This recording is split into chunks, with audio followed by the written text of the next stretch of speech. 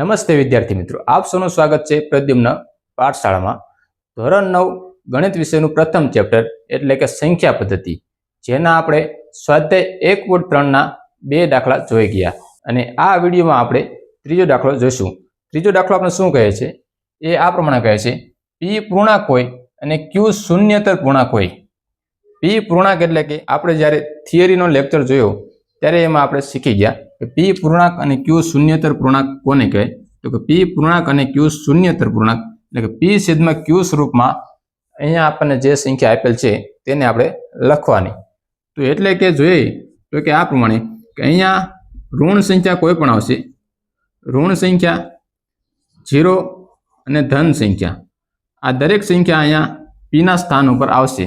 પરંતુ અહીંયા જ્યાં q છે, q ના સ્થાન ઉપર શૂન્ય સિવાયની કોઈ પણ સંખ્યા આવશે એટલે કે અહીંયા શૂન્ય આવશે નહીં, એટલે કે શૂન્યતર પૂર્ણાંક એટલે કે અહીંયા ઋણ સંખ્યા આવે અને ધન સંખ્યા આવશે એમ કે, પરંતુ શૂન્ય આવશે નહીં એમ કે.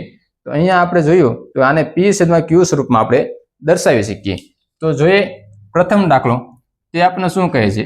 તો અહીંયા 0.6 અને એની માથે 12 એટલે કે 6 ની માથે 12 એટલે કે 6 વારંવાર રિપીટ થયા રાખશે. જે સંખ્યા માથે 12 આવે એ સંખ્યા અનંત સુધી એમનામ ચાલ્યા રાખે. તો આ દાખલો ગણવો હોય તો આપણે શું કરશું? તો આને p છેદમાં q સ્વરૂપમાં આપણે દર્શાવવાનું છે એમ કે. તો અહીંયા આપને ખબર નથી કે કઈ સંખ્યા વડે ભાગવાથી 0.6 આવે એમ કે, તો એ આપને ખબર નથી એમ કે. તો જોઈએ પ્રથમ લખશું, ધારો કે x બરાબર 0.6, 0.666, કારણ કે 6 ની માથે 12 છે એટલે 666 એમ નામ રિપીટ યાદ રાખશે. તો આ આપણું થઈ ગયું સમીકરણ 1. આને આપણે કહીશું સમીકરણ 1. તો આ x અને 0.66 ને આપણે બંને બાજુ 10 વડે ગુણાકાર કરીશું. 10 વડે જ શા માટે? જો અહીંયા જો 6 ની માથે 12 છે તો 6 એક જ અંક છે જેની માથે 12 છે, તો આપણે 10 વડે ગુણાકાર કરશું. જો 2 અંક માથે 12 હોય એટલે 2 અંક માંથી આવો લીટો હોય તો આપણે 100 વડે ગુણાકાર કરશું, અને જો 3 અંક માંથી આવો 12 નો લીટો હોય તો આપણે 1000 વડે ગુણાકાર કરીશું. કેવી રીતે? તો કે બંને સાઈડ તે ગુણાકાર કરવાનો થશે એમ કે. તો અહીંયા લખીશું બંને બાજુ 10 વડે ગુણતા.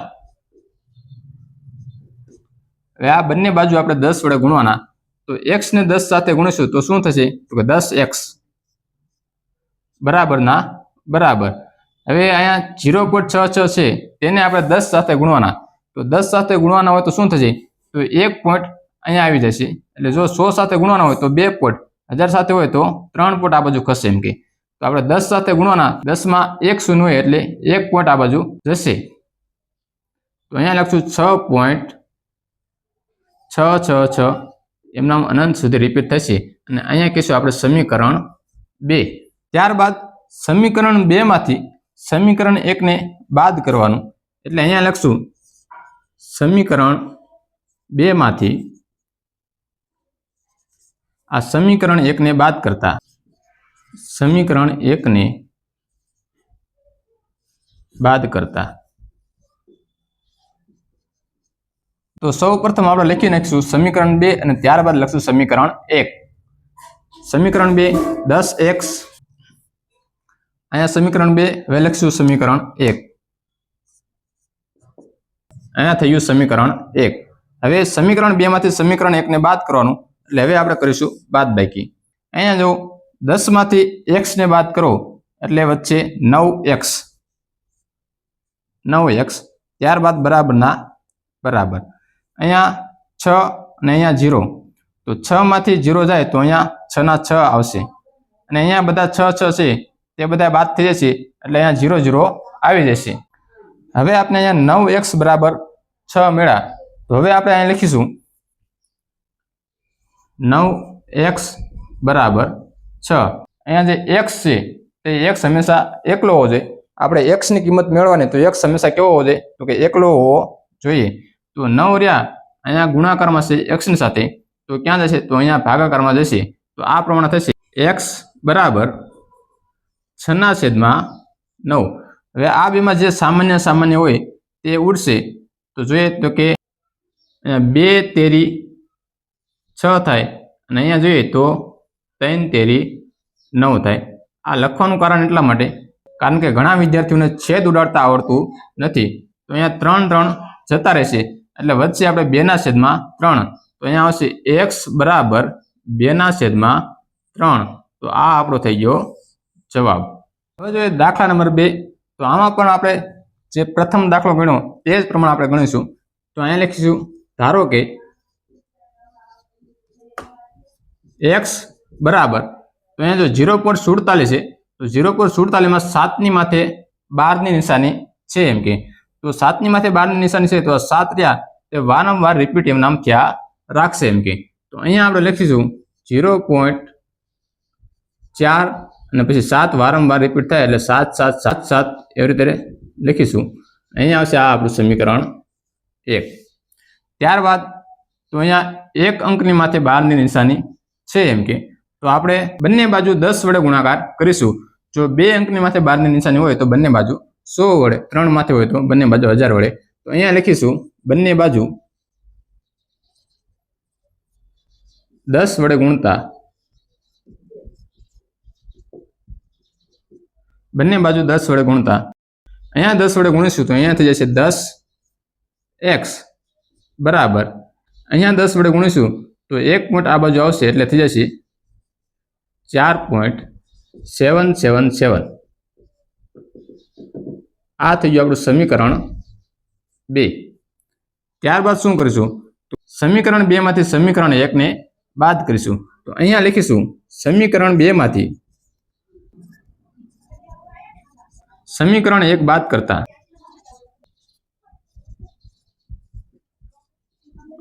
તો પહેલા લખીશું સમીકરણ 2 અને ત્યારબાદ લખીશું સમીકરણ 2। જો તમે એમનામ બાદ કરી શકતા હોય તો ડાયરેક્ટ પણ બાદ કરી અને અહીંયા જવાબ પણ લખી શકો, પણ જે વિદ્યાર્થીને સમજાતું નથી એટલા માટે આપણે સામાન્યમાં સામાન્ય વિદ્યાર્થીને સમજાય એટલે માટે આપણે પૂરેપૂરી રીતે અહીંયા લખીશું। તો અહીંયા લખીશું સમીકરણ 2 10x બરાબર 4.777 આ આપણું સમીકરણ 2 અને ત્યારબાદ લખીશું સમીકરણ 1 x બરાબર 0.4777 આ આપણું થયું સમીકરણ 1। ત્યારબાદ આપણે કરીશું બાદબાકી તો 10x માંથી x ને બાદ કરો એટલે અહીંયા વચ્ચે 9x ત્યારબાદ 4 ના 4 અહીંયા આવશે 4 માંથી 0 જાય એટલે 4 ના 4 7 માંથી 4 જાય એટલે અહીંયા આવશે 3 અને પછી બાકીના બધામાં 0 0 આવશે તો એ 0 આપણે લખતા નથી। અહીંયા આપણે 9x બરાબર 4.3 મળ્યા તો એને આપણે અહીંયા લખી નાખશું 9x બરાબર 4.3 તો 9 રહ્યા તે ગુણાકારમાં છે તો અહીંયા ભાગાકારમાં જશે તો અહીંયા આમ થઈ જશે x બરાબર 4.3 અને છેદમાં આવશે 9। તો અહીંયા આપણે જોઈએ મિત્રો તો અહીંયા 4.3 અને છેદમાં 9 તો અહીંયા p છેદમાં q સ્વરૂપમાં આપણે નથી લખી શકતા તો અહીંયા શું કરીશું તો આપણે આ પોઈન્ટને દૂર કરવો પડશે। જો આપણે પોઈન્ટને દૂર કરવો હોય તો ઉપર અને નીચે બંને બાજુ આપણે 10 વડે ગુણીશું તો આપણો પોઈન્ટ રહ્યો એ દૂર થઈ જશે।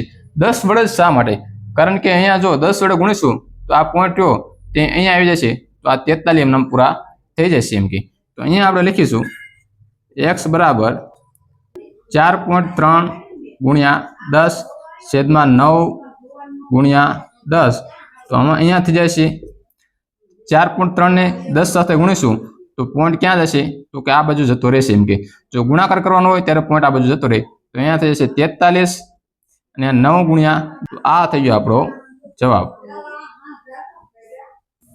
હવે જોઈએ લાસ્ટ પ્રશ્ન 3 તો એ આપણે કહે છે અહીંયા 3 અંક માથે 12 આપેલ છે તો અહીંયા લખીશું ધારો કે x બરાબર 0.001 3 અંક માથે 12 આપેલ છે એટલે આ 3 અંક વારંવાર રિપીટ એમ નામ ત્યાં રાખશે તો અહીંયા આપણે લખીશું 001 આ રીતે અનંત સુધી રિપીટ ત્યાં રાખશે તો આ થઈ ગયું આપણું સમીકરણ 1।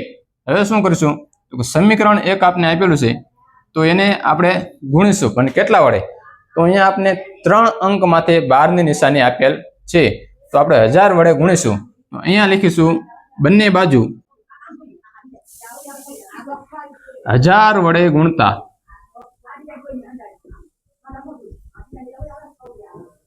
બંને બાજુ 1000 વડે ગુણવાના હોય તો અહીંયા જો આ પોઈન્ટ છે તે 3 અંક આ બાજુ આવશે તો અહીંયા 1 2 ને 3 તો પોઈન્ટ ક્યાં આવે છે તો અહીંયા આવી જશે એકની આગળ અહીંયા ડબલ 0 છે તો એનો કાંઈ મિનિંગ રહેતો નથી તો અહીંયા આપણે લખીશું x ને 1000 વડે ગુણતા 1000x થશે અને અહીંયા 1000 વડે ગુણતા શું થશે તો કે 1.001001 આ થઈ ગયું આપણું સમીકરણ 2 ત્યારબાદ આપણે જેમ કરીએ તેમ સમીકરણ 2 માંથી સમીકરણ 1 ને આપણે બાદ કરીશું તો અહીંયા લખીશું સમીકરણ 2 માંથી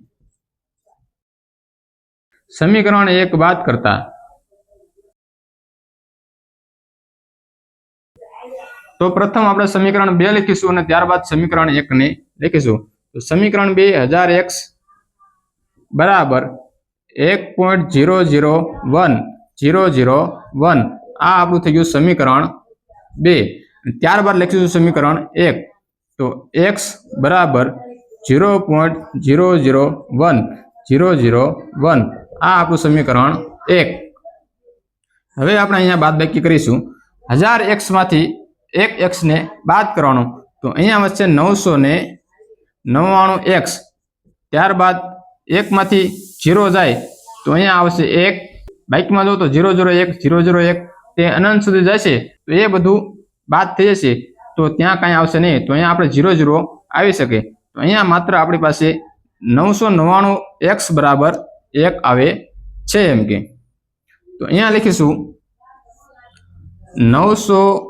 999x બરાબર 1 હવે આ x ની સાથે 999 રહ્યા એ ગુણાકારમાં છે તો ગુણાકારમાં હશે તો ક્યાં જશે તો કે ભાગાકારમાં જશે તો અહીંયા આ પ્રમાણે થઈ જશે x બરાબર 1/999 આ આપણો થઈ ગયો જવાબ તો આ વિડીયોમાં એટલું જ તે મળીએ બીજા વિડીયોમાં દાખલા નંબર 4 સાથે તમને આ વિડીયો કેવો લાગ્યો તે અમને જરૂર જણાવજો બીજા વિડીયોમાં મળીએ જય હિન્દ જય ભારત